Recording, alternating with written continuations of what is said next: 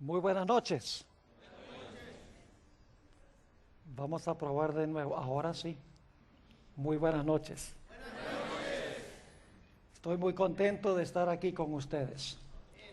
De verdad que es muy inspirador ver una actividad como esta, que no solo ha sido organizada por los jóvenes, sino que se implementa también por los jóvenes.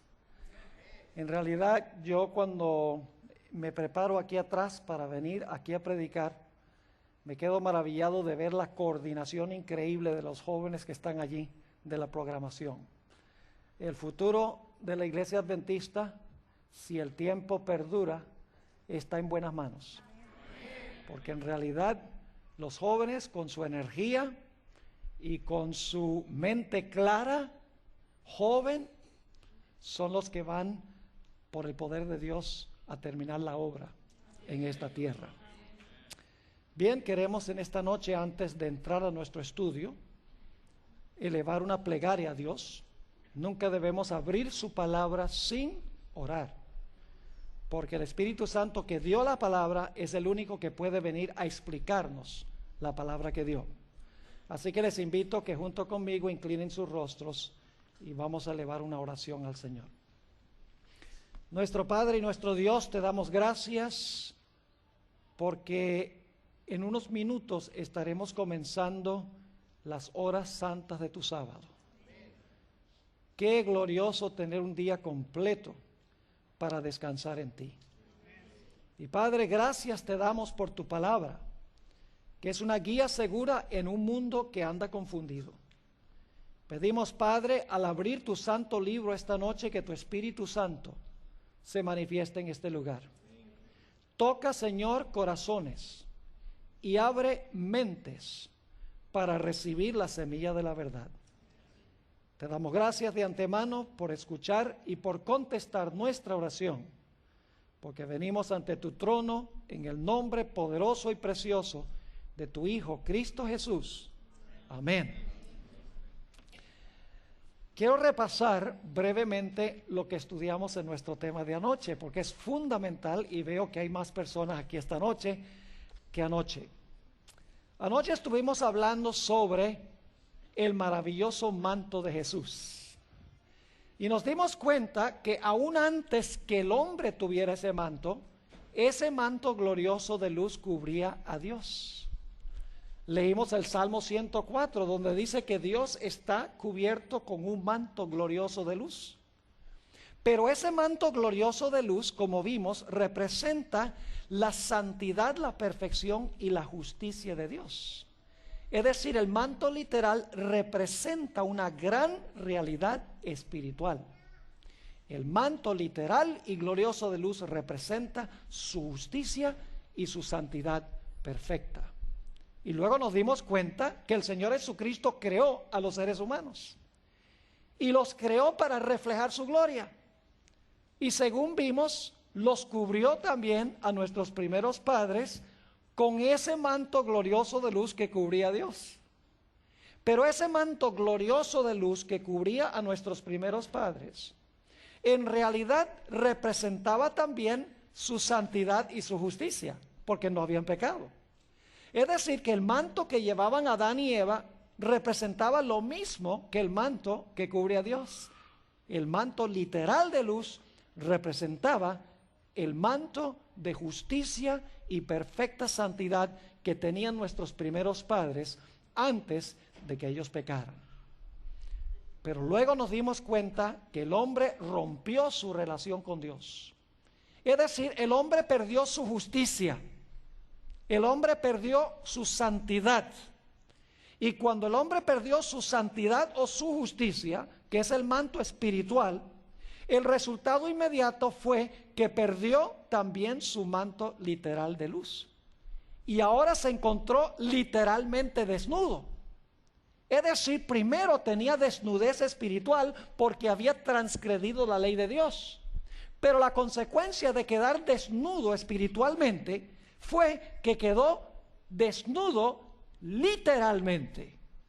Y como vimos en nuestro estudio de anoche, el propósito de Dios en el plan de la salvación es restaurar los dos mantos. Restaurar el manto espiritual de perfecta justicia y santidad, y restaurar el manto glorioso de luz literal que cubría a nuestros primeros padres. Ustedes recuerdan que anoche hablamos sobre cómo Adán y Eva procuraron cubrir la vergüenza de su desnudez. Lo hicieron con hojas de higuera, pero aún después de eso se sentían desnudos, porque Dios los buscó y dijeron: nos escondimos en el huerto porque estábamos desnudos, pero ya no estaban físicamente desnudos. Las hojas de higuera no cubrían la vergüenza de su desnudez. Y nos dimos cuenta que las hojas de higuera representan las excusas que Adán y Eva ofrecieron por haber pecado. El hombre dice: la mujer que me diste, y la mujer dice: la serpiente que hiciste. Es decir, están tratando de justificarse a sí mismos, están tratando de justificar su pecado. Eso es lo que representan las hojas de higuera. Pero luego nos dimos cuenta que el mismo día en que Adán y Eva debían morir, porque la Biblia dice que la ley exige perfección y santidad y justicia, si no se ofrece santidad y perfección y justicia, la ley dice: tienes que morir. Adán y Eva estaban condenados a muerte, pero ese mismo día, como estudiamos anoche en Génesis 3:21, hubo un sacrificio en el huerto del Edén. Se escogió un cordero perfecto, o posiblemente dos corderos perfectos, porque dice pieles en plural, y eran dos personas. Se escogieron corderos perfectos, y luego esos corderos perfectos fueron sacrificados. Y Dios tomó las pieles de esos corderos, y con las pieles de cordero confeccionó vestiduras y cubrió la vergüenza de la desnudez del hombre. En esta ceremonia sencilla, Dios estaba diciendo que en el futuro iba a venir el Cordero de Dios que quita el pecado del mundo, y que el Cordero de Dios, Jesús, iba a vivir una vida perfecta, iba a ser un Cordero perfecto, un Cordero sin mancha y sin contaminación. Y que luego de vivir una vida perfecta como el Cordero perfecto, iba a morir para pagar la deuda de nuestros pecados, para que pudiéramos recibir el manto de su justicia y pudiésemos también recibir finalmente el manto literal de luz. Eso es lo que contempla el plan de salvación: la restauración del manto de luz y la restauración de la justicia perfecta. Y escuchen bien, cuando el Señor Jesucristo dijo en la cruz: consumado es, Jesús había tejido un manto de perfecta justicia disponible para cada ser humano en el planeta Tierra. Es decir, Jesús vivió por nosotros. Y Jesús también murió por nosotros, de tal manera que si yo lo recibo a Él, su vida está en lugar de mi vida, y su muerte está en lugar de mi muerte.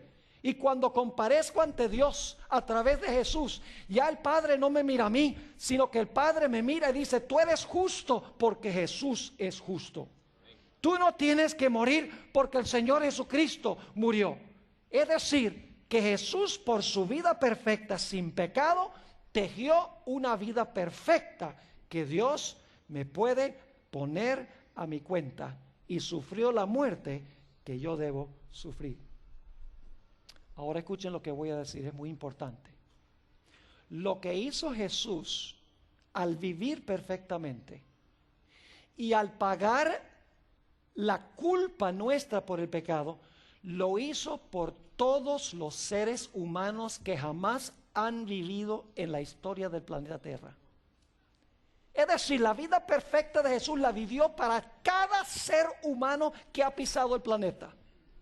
Y la muerte de Cristo fue una muerte para todo ser humano en el planeta Tierra. Lo que hizo Jesús fue para todos.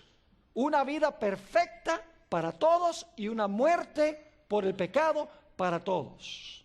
Y claro, la gente pregunta: entonces esto significa que todos se van a salvar.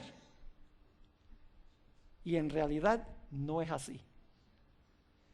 Entonces ustedes dicen, pero pastor, usted acaba de decir que Jesús vivió la vida perfecta por todos y el Señor Jesucristo sufrió la muerte por todos. Quiere decir entonces que todos se van a salvar. Y en realidad no es así.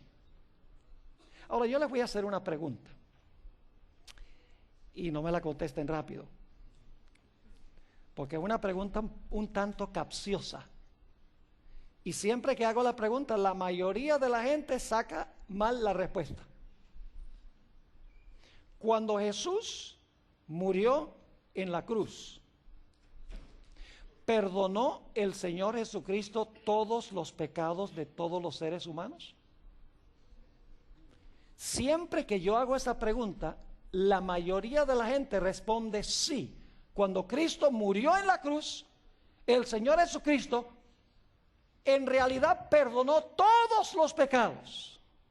Pero la Biblia no enseña un concepto tal. Lo que hizo Jesús cuando vivió su vida perfecta y cuando murió por el pecado es hacer provisión para que nosotros podamos reclamar individualmente lo que Él hizo. Es decir, la obra ahora que hace Jesús en el lugar santo es una obra individual. La obra que Él hizo es corpórea para toda la raza humana. Hizo provisión para todos, pero nosotros individualmente, para recibir el perdón que Jesús compró y pagó, tenemos que recibirlo individualmente como nuestro Salvador personal. Permítame leerles una cita que se encuentra en el libro Historia de la Redención, página 405. Aquí Elena White está hablando sobre lo que fue a hacer Jesús al cielo, comenzando en el día del Pentecostés. Escuchen cuidadosamente lo que ella dice. Y dicho sea de paso, solamente la Iglesia Adventista del Séptimo Día entiende este concepto que yo estoy compartiendo ahora, porque usted le pregunta a cualquier cristiano si Jesús perdonó todos los pecados de toda la gente en la cruz y le van a decir que sí. Note lo que dice en Historia de la Redención, página 405. El rasgamiento del velo del templo demostró que los sacrificios y los ritos judaicos ya no serían aceptados. El gran sacrificio ya había sido ofrecido y aceptado. Y el Espíritu Santo que descendió en el día del Pentecostés apartó la atención de los discípulos del santuario terrenal para dirigirla al celestial, donde Jesús entró por medio de su propia sangre, ahora escuchen bien, para derramar sobre sus discípulos los beneficios de su expiación.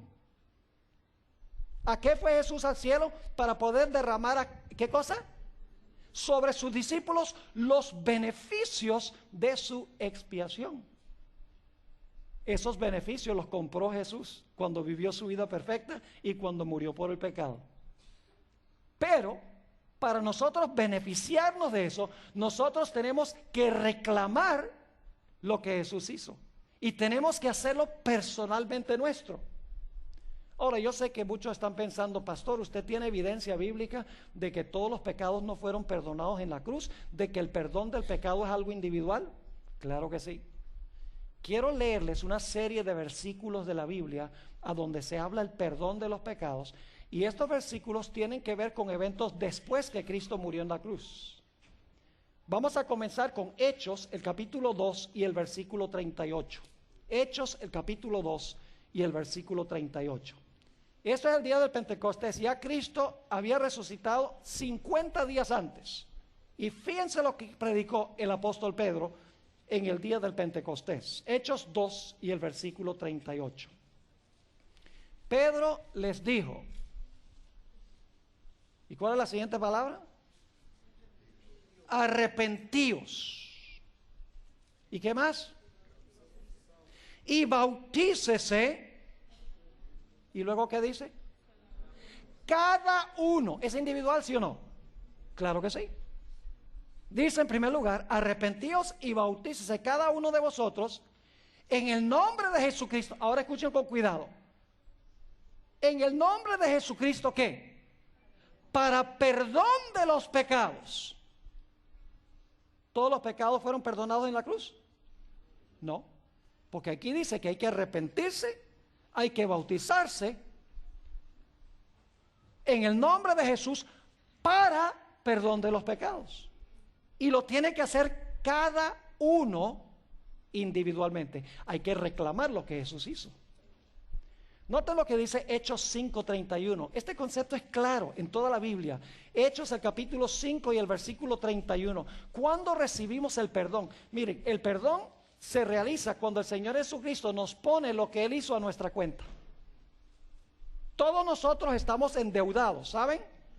Todos en algún momento estuvimos endeudados. Y nuestra deuda de pecado significaba que teníamos que ¿qué? Teníamos que morir. Es decir, nosotros necesitamos de alguna manera cancelar esa deuda que nosotros tenemos, pero nosotros no podemos, porque la deuda es demasiado grande.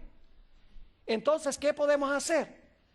Nos arrepentimos, recibimos a Jesús como nuestro Salvador personal, y en ese momento el Señor Jesucristo saca los méritos, por así decirlo, del banco y me los pone a mi cuenta y me limpia mi deuda.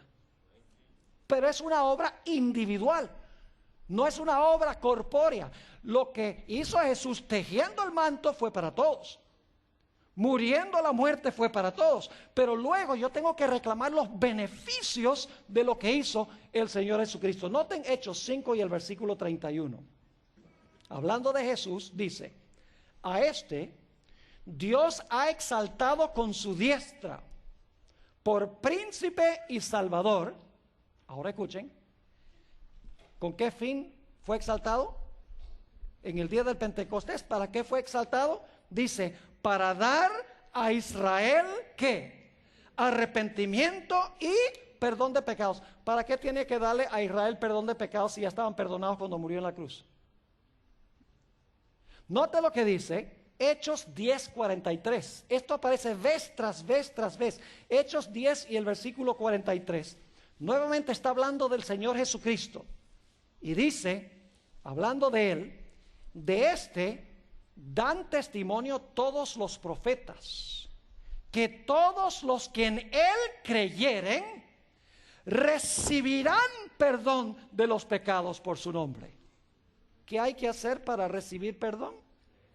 Creer en Él, arrepentirse, bautizarse. Todas son condiciones para poder recibir el perdón. Clarito dice aquí, de este dan testimonio todos los profetas, que todos los que en Él creyeren recibirán perdón de pecados por su nombre. Y ustedes conocen ese texto famoso de Primera de Juan, el capítulo 1 y el versículo 9. Primera de Juan, el capítulo 1 y el versículo 9. Y yo creo que lo pueden repetir casi hasta de memoria. Dice, si confesamos nuestros pecados. ¿Hay una condición ahí? Sí, dice, si confesamos nuestros pecados, Él es fiel y justo para perdonarnos nuestros pecados y limpiarnos de toda maldad. ¿Qué hay que hacer para recibir el perdón? Confesar el pecado. Y esa es una obra individual. Creer en Jesús es una obra individual. Bautizarse es algo individual. Es decir, que Jesús en el cielo está recibiendo las oraciones de penitencia de individuos y está tomando su vida perfecta y se lo está poniendo a la cuenta. Y está tomando la muerte que sufrió por el pecado y lo está poniendo a la cuenta. A individuos que vienen a Él arrepentidos, confesando sus pecados, creyendo en Jesús, es decir, confiando en sus méritos, y dice también bautizándose. Noten lo que dice Hebreos 7 y el versículo 25. Hebreos el capítulo 7 y el versículo 25. ¿Por quiénes intercede Jesús? ¿Por todo el mundo? En realidad no. Y ustedes dicen, ¿cómo que no? ¿Qué es esta, una nueva doctrina? Fíjense lo que dice Hebreos 7 y el versículo 25. Leamos con cuidado. Dice allí, hablando de Jesús, por lo cual puede también salvar. ¿Qué puede hacer? Salvar. Ustedes están débiles. Ustedes cenaron antes de venir acá, ¿verdad? Por lo cual puede también salvar perpetuamente a todo el mundo. No, señor. Dice, a los que por él se acercan a Dios. ¿Hay que reclamar a Jesús? Sí. A los que por él se acercan a Dios, viviendo siempre para interceder por ellos. ¿Para interceder por quiénes? Los que por medio de él, ¿qué hacen? Se allegan a Dios. ¿Está quedando claro? Esto es reclamar individualmente lo que hizo el Señor Jesucristo. Es decir, hay condiciones para recibir la vida perfecta en nuestra cuenta y para recibir la muerte de Cristo en nuestra cuenta. Tiene que ser una obra de reclamo individual. Anoche yo presentaba el ejemplo del banco.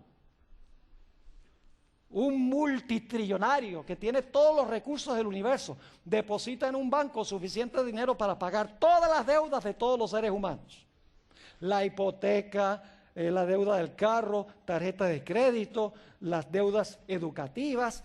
Suficiente dinero puso en el banco para cancelar las deudas completas de todos los seres humanos.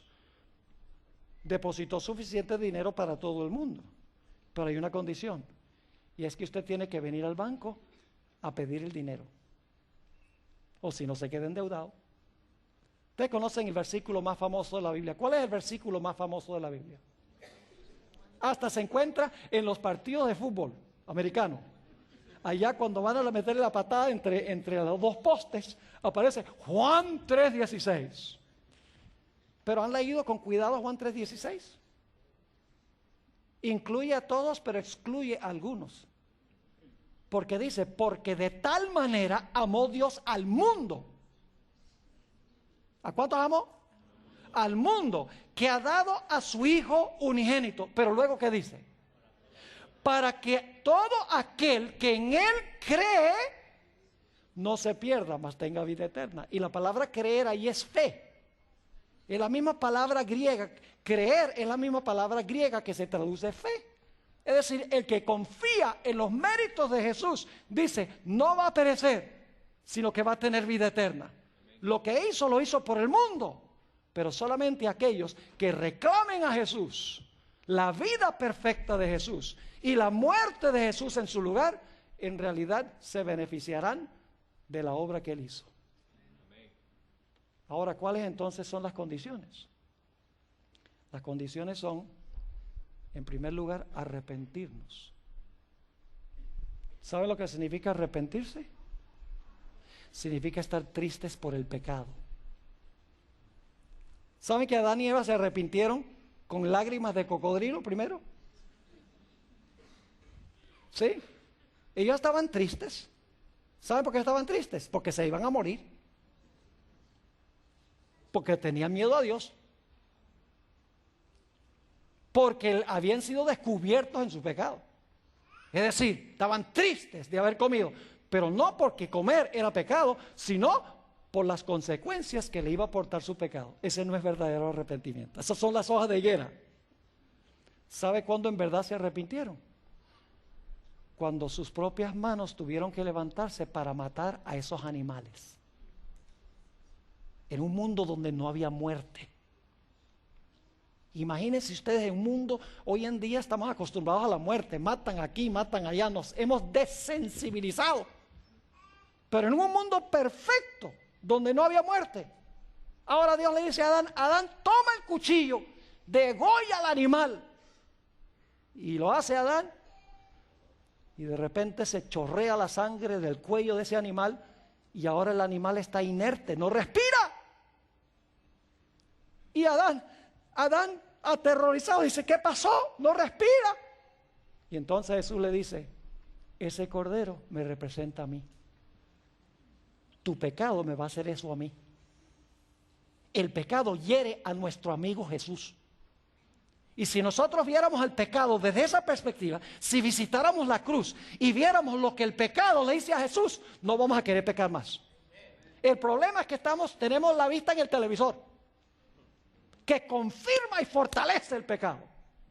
Pero si estuviéramos al pie de la cruz, viendo lo que el pecado hizo con Jesús, oyéndolo clamar, Dios mío, ¿por qué me has desamparado? Padre mío, si puede pasar esta copa de mí, que se haga, pero que no se haga mi voluntad, sino la tuya. Si pudiéramos visitar el Getsemaní, la cruz, veríamos cuán horrible es el pecado y no querríamos pecar más. El arrepentimiento es tristeza por el pecado, por lo que hizo con Jesús. No es tristeza por las consecuencias que aporta el pecado. Yo me acuerdo cuando yo era niño, a veces era medio travieso. Bueno, muchas veces era travieso. Peleaba mucho con mis 3 hermanas. Y mi papá, cuando hacía eso, me mostraba la correa. Me decía, hijo, te voy a pegar. ¿Y sabe lo que yo hacía? Ay, papá, perdón. ¿Ustedes creen que yo estaba triste de pelear con mis hermanas? Ni se lo crean. Estaba triste que me iban a castigar y me iban a pegar con la correa. Estaba triste de las consecuencias del pecado y no del pecado mismo. Es decir, la primera condición para recibir la vida perfecta de Jesús a mi cuenta y la muerte de Jesús a mi cuenta es arrepentirme de verdad del pecado por lo que el pecado hizo con el Señor Jesucristo. Pero eso no es suficiente. La Biblia dice que luego tengo que confesarlo. El arrepentimiento sucede en el corazón, pero luego ¿qué tengo que hacer? Tengo que confesarlo. Tengo que admitir de que yo hice mal. Tengo con mis labios que decirle a Jesús, Señor Jesús, soy un miserable pecador, estoy triste de haber pecado. Y luego entonces, ¿saben qué necesito hacer? Necesito creer o confiar en Jesús. Y cuando vengo a Él arrepentido, Señor, perdóname, he pecado, mira, yo causé que tú fueras a la cruz y tuvieras que morir allá. Pero Señor Jesús, como un ser humano miserable, yo me aferro a la vida que tú viviste. Yo reclamo la muerte que tú sufriste. Señor Jesús, creo en ti, tengo fe en ti. Por favor, toma tu vida y toma tu muerte y pónmelas a mi cuenta. Y en ese momento, el Señor Jesucristo toma su vida perfecta y su muerte y me las pone a mi cuenta. Y Dios me mira como si nunca hubiera pecado. Ese amén estuvo débil. Permítame leerles un par de citas poderosas del Espíritu de Profecía. Alguna gente dice que la hermana Elena G. de White era legalista, que ella no creía en la salvación por gracia a través de la fe. Los que dicen eso sencillamente no leen lo que ella escribió, o leen solamente la parte que les conviene. ¿Ve? Porque cuando nosotros leemos solamente parte de la Biblia nos metemos en problemas. Por ejemplo, ustedes leen en los escritos del apóstol Pablo que el hombre es justificado por la fe sin las obras de la ley. Y luego van a donde Santiago y Santiago dice, ¿no fue nuestro padre Abraham justificado por obras?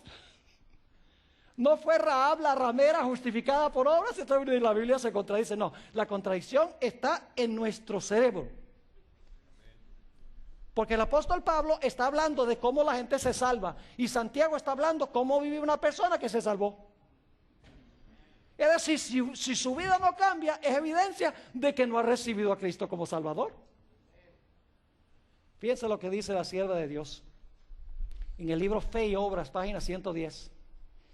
Es la justicia de Cristo lo que hace que el pecador penitente, ¿qué clase de pecador? La justicia de Cristo es lo que hace que el pecador penitente sea aceptable ante Dios y lo que obra su justificación. Ahora escuchen, yo sé que hay jóvenes que están luchando con pecados, diferentes clases de pecados, pueden ser pecados sexuales, pueden ser pensamientos malos, puede ser inclusive personas que han matado a otras personas, puede ser el problema del chisme, muchas diferentes cosas. Pero me consuela esto que dice el Espíritu de Profecía: no importa cuán pecaminosa haya sido su vida, si cree en Jesús, que significa confiar en su vida y en su muerte, si cree en Jesús como su Salvador personal, está parado delante de Dios con las vestiduras inmaculadas de la justicia imputada de Cristo. La justicia imputada sencillamente significa acreditada, puesta a nuestra cuenta, es lo que significa. En el libro La fe por la cual vivo, que es una matutino desde hace muchos años, página 107, dice la sierva del Señor: la gracia de Cristo justifica gratuitamente al pecador sin mérito o reclamo de su parte. La justificación es el perdón pleno y completo del pecado. El mismo instante en que el pecador acepta a Cristo por la fe, recibe el perdón. Se le imputa la justicia de Cristo, es decir, se le pone a su cuenta la justicia de Cristo, y ya no debe dudar en cuanto a la gracia perdonadora de Dios. Yo pregunto entonces, ¿cuál manto recibimos primero? ¿El manto literal o el manto espiritual? El manto espiritual. Porque en Jesús Dios nos mira justos. En Jesús nos mira como si nunca hubiéramos pecado. Lo cual significa que la ley ya no nos condena a nosotros, porque la ley condenó ¿a quién? A Jesús en nuestro lugar. Como dijo el apóstol Pablo, nosotros somos aceptos en el amado. Y recibimos el manto espiritual de Cristo. Y usted dice, ¿será, pastor, que recibimos el manto espiritual de Cristo? Sí. Ahora quiero hablarles de una ceremonia muy importante. Hemos visto que para recibir perdón hay que arrepentirse. Y dicho sea de paso, el arrepentimiento lo da Dios. ¿Sabían eso? Dice, para dar arrepentimiento a Israel. Yo no me quiero arrepentir, en mí mismo, olvídense. El ser humano no se quiere arrepentir. Pero Dios nos da una visión de la cruz y eso me lleva a arrepentirme. Es decir, el arrepentimiento es un don de Dios. Todo viene de Dios. Es necesario el arrepentimiento. Es necesaria la confesión. Es necesario confiar o tener fe en los méritos de Jesús. Pero hay otro detalle que vimos brevemente en Hechos 2:38, donde dice, no solamente debemos arrepentirnos, sino que debemos ¿qué? Bautizarnos en el nombre de Cristo. ¿Qué tenemos que hacer? Bautizarnos. Escuchen bien. ¿Saben cuál es el momento oficial en que Dios toma la vida perfecta de Jesús y la muerte de Jesús y me los pone a mi cuenta y me cubre con ese manto glorioso de Jesús? Es en el momento del bautismo. Y ustedes dicen, ¿dónde dice la Biblia eso? Vayan conmigo a Gálatas el capítulo 3. Gálatas el capítulo 3 y el versículo 26 y 27. Gálatas 3, 26 y 27. Vamos a ver en qué momento nos viste Jesús de su justicia. Sí, hay que arrepentirse, cómo no, hay que confesar el pecado, hay que confiar en los méritos de Jesús. Pero Dios ha dado una ceremonia oficial, pública, cuando se anuncia que esto sucede. Y la sierva de Dios dice que en ese momento se escribe nuestro nombre en el libro de la vida. Fíjense lo que dice Gálatas 3:26. Pues todos sois hijos de Dios por la fe en Cristo Jesús. Ahora escuchen. Porque todos los que habéis sido bautizados en Cristo, de Cristo estáis revestidos. ¿Cuándo es que nos revestimos de Cristo?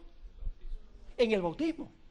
Dice, todos los que habéis sido bautizados en Cristo, de Cristo estáis revestidos. Es decir, la ceremonia bautismal es crucial. Es asunto de salvación, sí.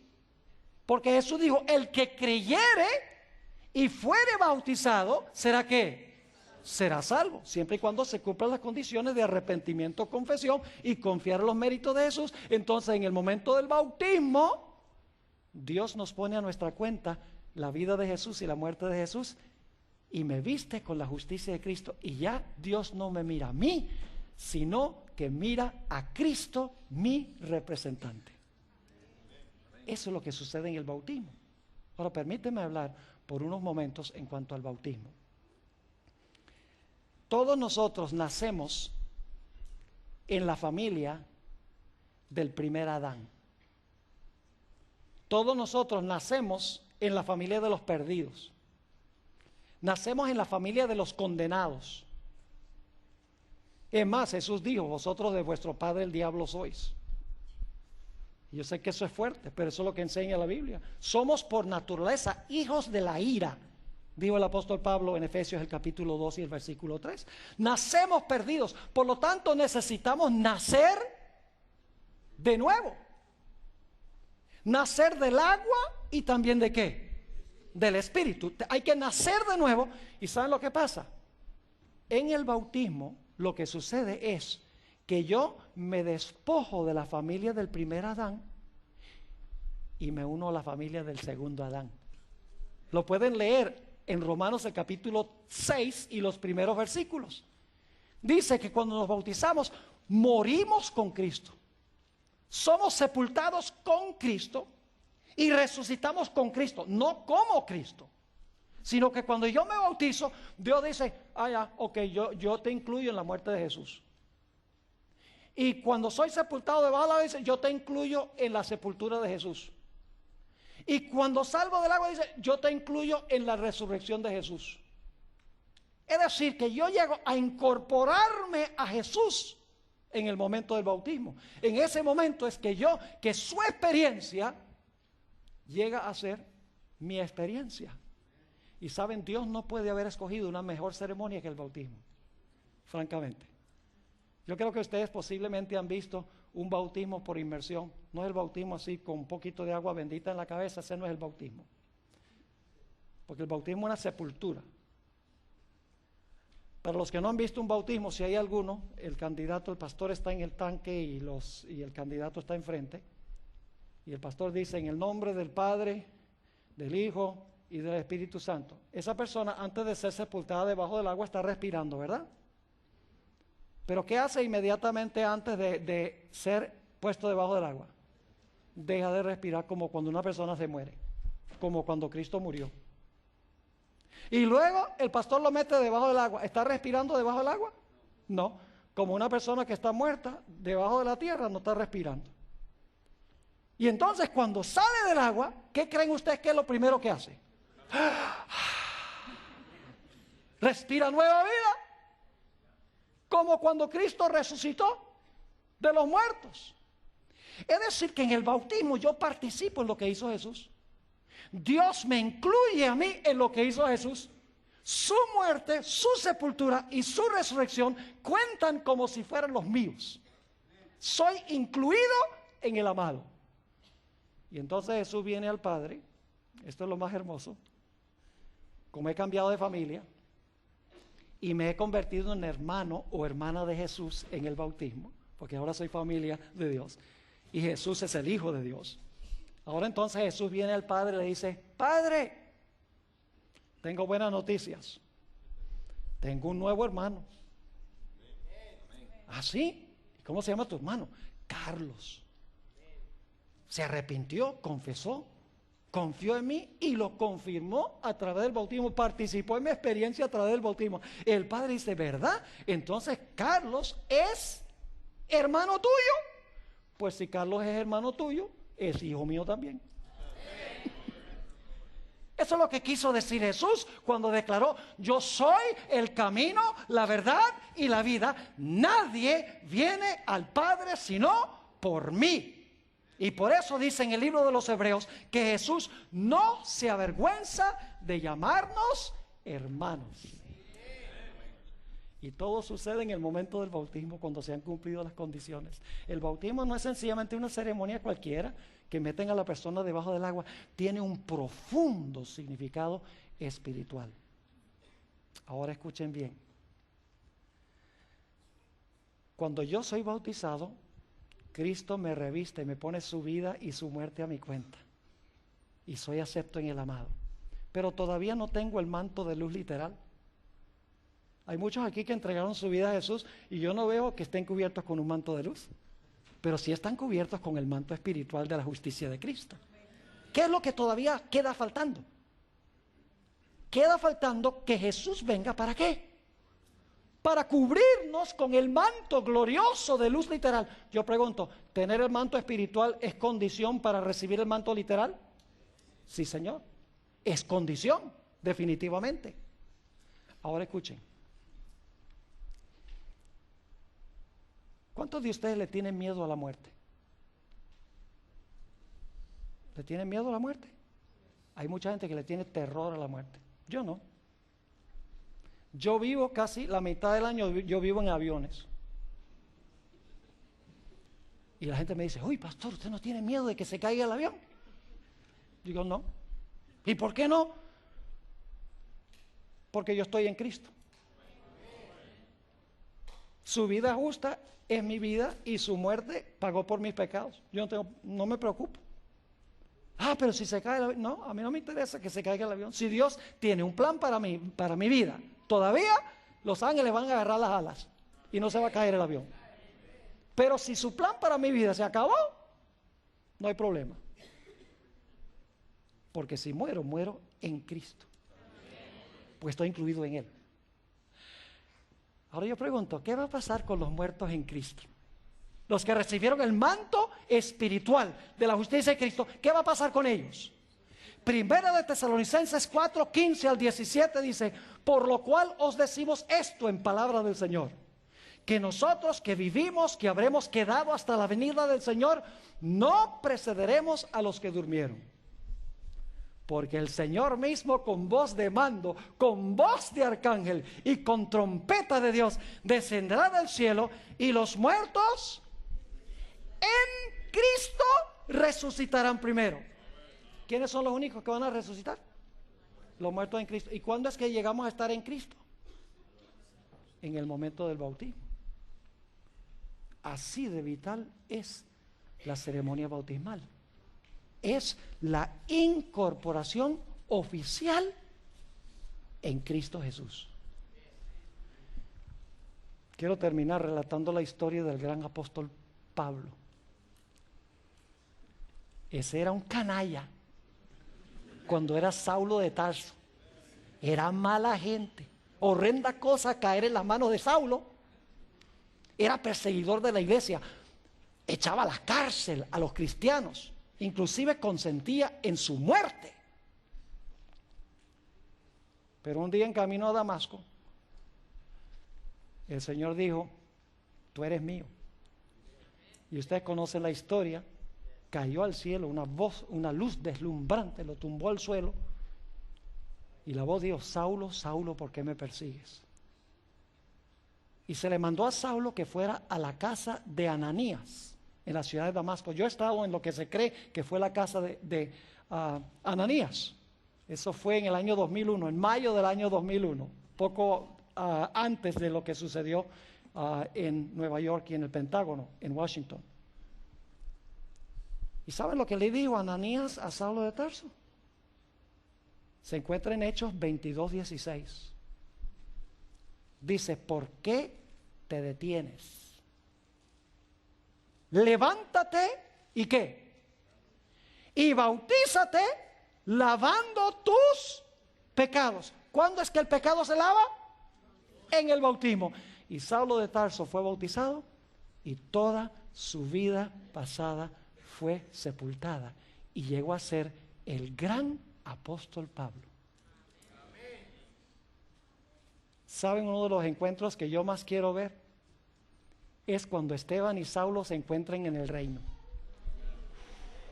Eso no me lo quiero perder yo, porque Esteban, mi tocayo, no sabe que Saulo se salvó. Lo último que vio era Saulo diciendo, mátalo, tírenle las piedras, mátalo. Y no sabe que Saulo se salvó. Imagínense ustedes ahora están los dos resucitaron de los muertos y aquí viene caminando Esteban de una dirección y de la otra dirección viene caminando Saulo y Esteban. No. ¿Saulo?